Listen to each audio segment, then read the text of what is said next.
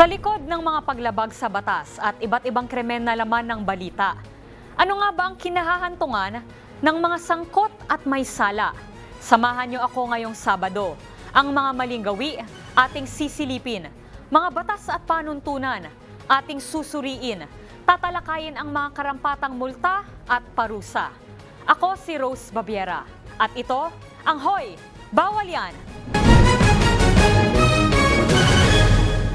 Narito ang mga balitang nakalap natin ngayong linggo.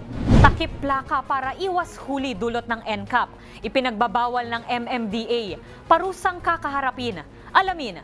Kasunod ng muling pagpapatupad ng No Contact Apprehension Policy o NCAP, ay tila gumana rin ang pagiging maabilidad ng ilang mga motorista upang makaiwas sa huli mula sa nakadeploy na mga CCTV camera.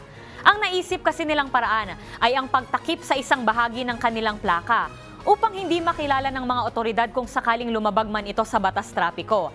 Kaya nagpaalala ang Metropolitan Manila Development Authority o MMDA na ito ay ipinagbabawal at maaaring maharap sa multa o suspensyon ng lisensya. Ang buong report, alamin kay Dustin Bayog. Naharap sa 90-day suspension ng lisensya ang nag-viral na larawan ng motorcycle rider na ito kung saan nilagyan ng packing tape ang bahagi ng kanyang plaka.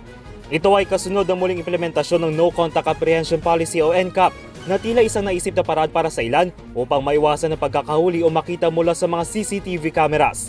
Sa isang press briefing, sinabi ni MMDA Traffic Enforcement Director and Attorney Victor Maria Nunez na ang pagtakip ng plaka ay isa sa pinagbabawal sa batas trapiko. Violation po yan ng traffic code at ang multa po niyan is 5,000. Baka po hindi alam ng ating mga kababayan na ang multa po niyan ay mahal. Marami kaming na-monitor sa CCTV na nilagyan ng electrical tape, nilagyan ng masking tape.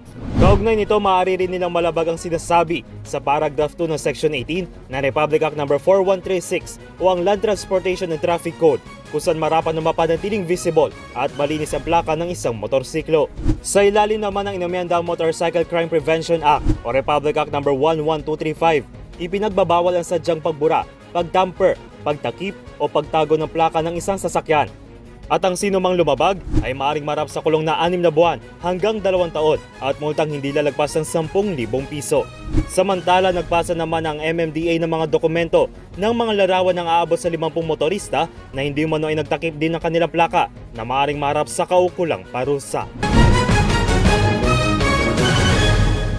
Sa ating kaugnay na report, 15 sasakyan sa Tondo, Maynila natangayan ng plaka, parusa sa paggamit ng stolen plate. Alamin, aabot sa 15 sasakyan ang nanakawan ng number plate o plaka sa isang parking lot sa Tondo, Maynila. Nangyari ang nakawan noong kasagsagan ng malakas na ulan, kung saan iba't ibang sasakyan tulad ng SUV, taxi at kotse ang natangayan ng mga plaka. Ito ay nakakabahala dahil maaari itong magamit ng ibang sasakyan at isang kapan sa iligal na gawain. Ano nga ba ang parusa para sa mga gagamit ng mga nakaw na plaka? Nagbabalik si Dustin Bayog. Matapos ang pagulan nakaraan sa Tondo, Manila, tumambad sa dating kagawad na si Armando Villar ang mga sasakyan sa parking lot ng New Antipolo Street sa ilalim ng Skyway Extension na nawawala na ang mga plaka ng mga sasakyan. 15 po. Kailan niyo po na-discover? Kaninang umaga lang po, pag paano ko ng aso. Ibig sabihin, magdamag, ninakaw? Mga alas 3 po, ng kasagsagan ng lakas na ulan yun. Wala ba nagbabantay dito? Wala. Ako nagbabantay, ay nagpapaparking, kaya lang yung mga pulis, bantay lang. May pulis dyan. Aabot sa 15 sasakyan kabilang ang SUV, taxi at kotse ang nanakawan ng plaka sa naturang parking lot kung saan caretaker doon si Mang Armando. Kaya naman labis sa pangangamba ng mga may-ari na baka ay magamit ito sa mga iligal na gawain o hindi ay ninakaw para ibenta. Kaugnay nito, ang paggamit ng ninakaw na plaka ay isang pinagbabawal na gawain alinsunod sa Motorcycle Crime Prevention Act o Republic Act No. 11235. Sa amended version nito, ang paggamit ng stolen number plate ay maaaring maharap sa multang hindi lalagpas ng 20,000 pesos. Samantala, maaari ring maharap sa multa ang may-ari ng nanakawan ng kanilang plaka. Ito ay alinsunod sa Section 11 kung saan dapat may report agad sa Land Transportation Office o LTO at Philippine National Police o PNP ang insidente na nakawan sa loob ng 72 hours at mag-request ng plate replacement. Ang hindi makakapag-file ng report o lumagpas sa itinakdang oras ay maaaring magbayad ng multa ng hindi lalagpas ng 5,000 piso. At kung ang nanakaw na plaka ay nagamit sa isang krimen na lumalabag sa Revised Penal Code, ay maaari rin tumasa multa na may-ari na aabot sa 10,000 piso. At sa iba pang balitang pangtrapiko, higit 18,000 sasakyang hindi rehistrado na itala ng LTO. Parusa para rito, alamin. Sa pagtatapos ng Mayo ay hindi naman natatapos ang naitatalang mga violations pagdating sa batas trapiko. Halimbawa nito ang naitala ng Land Transportation Office o LTO na 18,000 motor vehicles sa buong bansa ang napag-alamang hindi rehistrado. Sa buwan lamang ng Mayo, expired na ang registration. Kaya paalala na ang pagmamaneho ng sasakyan na hindi rehistrado o hindi naman ay paso ay maaaring kaharapin ng multa. Kung ano ito, alamin sa report ni Dustin Bayog. Nakapagtalang Land Transportation Office o LTO na aabot sa 18,000 sasakyan sa buong bansa na nadiskubreng hindi rehistrado o hindi naman paso ang registration para sa buwan ng Mayo. Ayon sa LTO, 18,934 na sasakyan sa buong bansa ang kanilang naitala na hindi rehistrado. Binubuo ng 12,000 ang mga motorsiklo, habang 3,000 para sa mga tricycle at higit 1,000 na van at mga pribadong sasakyan. Karamihan sa mga nahuli ay mula sa Region 4A na mayroong higit 7,000 na italang apprehensions na sinundan ng Region 4B at ng Region 2. Nakasaad kasi sa Joint Administrative Order 2014-1 na ang pagmaneho ng hindi rehistrado, paso o suspended ang sasakyan ay maaaring marap sa multang 10,000 piso. At kung lumagpas naman sa isang buwan na hindi rehistrado ang sasakyan, ay maaaring maimpaw dito at hintayin makabayad ang multa at may file ang registration bago ito may balik. Samantala, kasama rin dito kung may nakalagay na undocumented na engine sa isang sasakyan, ay maaari ring maimpaw dito at hindi magagamit ng 1 taon. At sa ating susunod na report, parusa sa hindi paglalagay ng fare matrix sa mga PUV. Alamin. Para sa mga pasaherong nagko-commute, minsan ay nagtatanong sa driver kung magkano ang pamasahe papunta sa destinasyon na kanilang pupuntahan. Bagamat walang mali sa pagtatanong, isa rin sa kinakailangan gawin ng mga driver ng mga pampublikong sasakyan ay ang paglalagay naman ng mga fare matrix o itong talaan ng pamasahe na bukod sa isang gabay sa mga pasahero ay upang makaiwas din ang labis na kulang na singil. Ang paglalagay nito ay hindi voluntaryo dahil maaaring maharap sa multa ang mga driver at operator kung hindi sila naglalagay nito. Ang buong detalye, alamin sa report na ito. Sa mga pampublikong sasakyan na isa sa mga hindi na napapansin ng ilan ay ang kawalan ng fare matrix na inilalagay sa bahagi ng sasakyan na makikita ng mga pasahero. Ito ay isang talaan ng pamasahe na mula sa minimum fare ay dadagdagan sa bawat kilometro na dadagdag sa distansya patungo sa paroroonan ng isang pasahero. Isa rin itong gabay upang maiwasan ang overcharging sa mga public utility vehicle o PUV at matiyak na tamang pasahe ang ibibigay. Ayon sa Joint Administrative Order 2014-1 ng Land Transportation Office o LTO, ay maaaring mapanagot ang driver kung sakali mahuli ito na wala nakalagay na fare matrix sa kanyang sasakyan. Para sa latang offense, 1,000 multa ang maaaring ipato sa mga driver ng PUV tulad ng jeep, taxi at mga bus.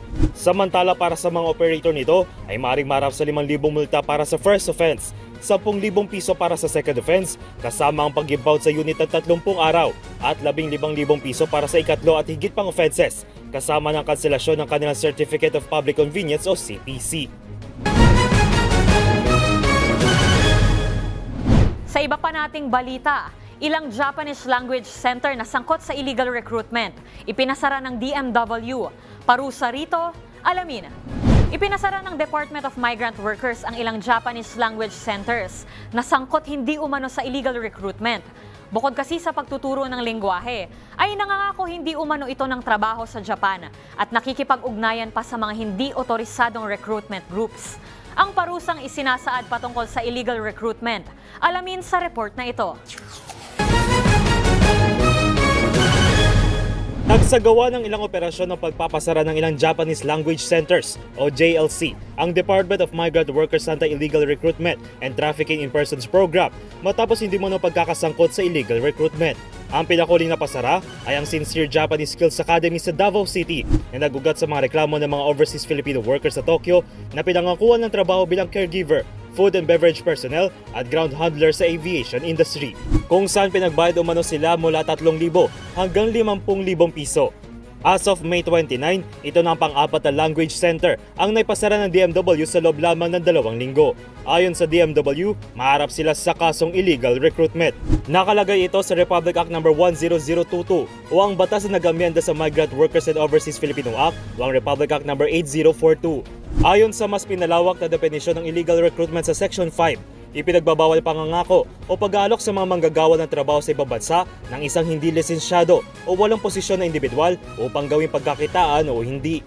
Mas pinataas din ang parusa rito kung saan maaaring maharap ang may sala ng illegal recruitment sa kulong na 12 taon hanggang 20 taon at multa na 1 milyong piso hanggang 2 milyong piso. At narito pa ang mga balitang nakalap natin sa iba't ibang probinsya. Asong itinali at kinaladkad ng motorsiklo, kakasuhan ng paglabag sa Animal Welfare Act. Tukoy na ng otoridad ang lalaking nagmamaneho ng motorsiklo habang nakakaladkad na nito ang kanyang alagang aso sa bayan ng Calasiao, Pangasinan. Isa itong uri ng paglabag sa umiiral na batas para sa proteksyon sa mga hayop laban sa anumang uri ng karahasan. Ang buong detalye, ihahatid ni Freddy Fajardo. Motorcycle rider na kumaladkad sa aso sa Calasiao, Pangasinan tukoy na. Natukoy na ng mga otoridad ang rider na nakuhanan sa isang viral video habang kinakaladkad ang aso sa kalsada sa barangay Banawang, Calasiao, Pangasinan. Ayon kay Calasiao Chief of Police Lieutenant Colonel Ferdinand Lopez, ang rider ay isang 32 anyos na lalaki na residente ng poblasyon sa nasabing bayan. Dipinsa umano ng rider na mabagal lamang ang kanyang pagpapatakbo sa kanyang motorsiklo kung saan nakatali sa likuran ng kanyang aso. Noong una niya nakakasabay pa raw ito sa kanyang motorsiklo, pero nang mapagod na at napansin niyang nakakaladkad na, isinakay na lamang niya sa kanyang motorsiklo. Ganun pa man, ayon kay Police Lieutenant Colonel Lopez, may pananagutan sa batas ang nasabing rider kaya inihanda nila ang kaso ng paglabag sa Republic Act 8485 o ang Animal Welfare Act of 1998 laban dito. Kinumpirma naman ng Calasiao Municipal Veterinary Office na sa kanilang pagsusuri sa aso'y nasa maayos itong kalagayan. Ipinagbabawal sa ilalim ng Animal Welfare Act o itong Republic Act No. 8485 ang anumang uri ng pagmamaltrato at pagpapabaya sa mga hayop. Ang sinumang mapatunayang lumabag dito ay maaaring makulong ng 6 na buwan hanggang 2 taon o multang 1,000 hanggang 5,000 piso at pwedeng parehong kaparusahan na iyon ang magiging desisyon ng korte. Sa isa pa nating ulat probinsya, 3 auto surplus shop sinalakay dahil sa illegal na pag-i-import ng rebuild na right-hand vehicle sa Davao City. Batas na nilabag, alamin. Nadiskubre naman sa Davao City ang 3 auto surplus shop kung saan illegal na nag-i-import at nagko-convert. Hindi umano ng mga right-handed vehicles o mga sasakyang nasa kanang bahagi nakapwesto ang manibela. Napag-alaman din na wala silang kaukulang dokumento para sa operasyon ng pag-i-import o pagko-convert na siyang ipinagbabawal sa batas. Ang buong detalye, alamin sa report ni June Sotera. Balita mula sa Davao City. Sinalakay ng Land Transportation Office o LTO katuwang ang iba't ibang law enforcement agencies ang auto surplus shops sa lungsod ng Davao dahil sa illegal na pag-import at pag-convert ng mga right-hand drives na sasakyan. Kinilala ni LTO Chief Assistant Secretary Vigor Mendoza II ang mga nireid na establishmento, ang GP Malik Trucks and Equipment Corporation, Mahar Motor Surplus Corporation at Omar Japan OPC na pawang nakabase sa Davao City. Ayon kay Mendoza, bahagi ang operasyon ng pinalawak ng kampanya ng LTO laban sa mga iligal na aktibidad sa sektor ng transportasyon, partikular na sa conversion ng imported vehicles. Patay sa paunang investigasyon ng LTO, lumabas na ang 3 shops ay walang accreditation mula sa ahensya bilang importer, rebelder o dealer ng mga right-hand drive vehicles. Isang malinaw na paglabag sa mga umiiral na regulasyon. Sa isinagawang raid, nakumpiska ng otoridad ang 42 na right-hand drive vehicles mula sa Omar Japan OPC, isang unit mula sa Mahar Motor Surplus Corporation at 2 right-hand drive trucks mula sa JP Malik Trucks and Equipment Corporation. Dahil dito, naharap ang 3 auto shops sa baga posibleng kaso kriminal kaugnay sa paglabag sa Republic Act 8506 ayon kay Mendoza. Nasa ilalim ng Republic Act No. 8506 ang pagbabawal sa isang individual na mag-import o maging dahilan ng pag-i-import, paggamit sa mga kalsada at pagrehistro ng mga right-handed na steering wheel o manibela sa isang sasakyan. Ang sinumang mapatunayan sa ganitong gawain ay maaaring makulong sa medium period ng prisyon koreksyonal o katumbas yan ng 2 taon hanggang 4 na taon at multang aabot sa 50,000 piso. Samantala, para sa ating huling report, parusa sa illegal hunting ng Philippine Eagle. Alamin, ngayong linggo ay ginugunita ang Philippine Eagle Week. Ito ay alinsunod sa Proclamation No. 79 bilang pagdedeklara ng June 4 hanggang June 10 na linggo para sa ating pambansang ibon. At bilang pakikiisa, isang paalala na itinuturing pa rin na endangered species ang Philippine Eagle, kung saan ayon sa tala, 400 pairs na lamang sila sa mga kagubatan. Ano nga ba ang maaaring kaparusahan para sa mga illegal hunters ng ating pambansang ibon? Alamin sa report ni Dustin Bayog. Itinuturing na national bird ng Pilipinas ang Philippine Eagle o kilala sa tawag na monkey-eating eagle dahil bukod sa endemic ito sa bansa ay sinasalamin din nito ang kabuang kalusugan ng mga kagubatan. Bagamat matatawag man na apex predator, ay hindi pa rin ito nakaligtas sa kamay ng mga tao mapang abuso na pumapatay at umuhuli sa mga ito. Ayon sa International Union for Conservation of Nature o IUCN, nasa 400 pairs na lamang ng Philippine Eagle ang namumuhay sa wild at ang pangunahing kalaban nila, walang iba kundi illegal hunting at deforestation. Kaya ngayong Philippine Eagle Week ay lapis din ang pagpapaigting sa conservation efforts ng Philippine Eagle Foundation o PEF para maibalik sa dating numero ang ating pambansang ibon na itinuturing pa rin critically endangered species. At bilang pakikibahagi ay isang paalala ng illegal na panghuhuli at pagpatay sa Philippine Eagle at maging sa ilan pang endangered species sa bansa ay mahigpit ay pinagbabawal sa batas. Ayon sa Wildlife Resources Conservation and Protection Act o Republic Act No. 9147, ang sinumang pumatay sa critically endangered species tulad ng Philippine Eagle ay maaaring makulong ng 6 na taon hanggang 12 taon at maharap sa multang 100,000 piso hanggang 1 milyong piso. At maaari namang makulong ang mapatutunayang illegal hunters ng 2 taon hanggang 4 na taon at multang aabot ng 30,000 piso hanggang 300,000 piso. Samantala, mga parusang maaaring ipataw ay nakadepende rin sa klasifikasyon ng mga dinedeklarang threatened species. At yan ang mga nakalap nating report ngayong linggo. Sa programang ito, mas palalakasin natin ang boses ng batas. Kaya kung mayroon pa kayong nakitang ipinagbabawal na akto o kaya naman ay mayroon kayong reklamo, itag nyo kami sa DZRH. Hoy! Bawal yan! Ito ang inyong lingkod, Rose Babiera. Una sa Pilipinas, una sa Pilipino. Kung mayroon pa kayong nahuling ipinagbabawal na akto o kaya naman ay mayroon kayong reklamo, itag nyo kami sa DZRH. Hoy! Bawal yan!